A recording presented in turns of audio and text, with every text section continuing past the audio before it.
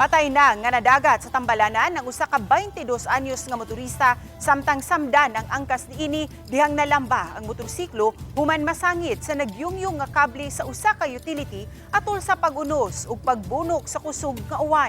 Nahitabo kini ni atong pasado alas 6 Biyernes sa gabii sa National Highway sa Barangay Balud, lungsod sa San Fernando. Sa pakisusi sa San Fernando Municipal Police Station, gikan ang mga biktima sa Sangi, San Fernando ug padung pauli sa panadtaran sa maong lungsod.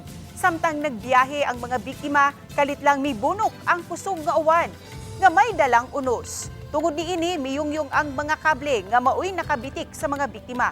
Misangkot kini sa pagkatumba ug pagkalagpot sa driver ug sa angkas niini. Padayon pang giimbestigar sa mga otoridad ang insidente. Ang angkas niini nakagawas na sa Tambalanan. Mga linya ma'am, wala dito inabot ng tao sa amod nga naputol ko siya. Wala lagi at that time kanang ang naputol na malibawaan niya, naputol na-injure na disgrasya nga, putol ko siya. So safety driving lagi ta, especially sa mga motor nga, medyo less lang gid kayo dipinsa sa panglawas sa highway ba nga daghan kayo magbiyahe.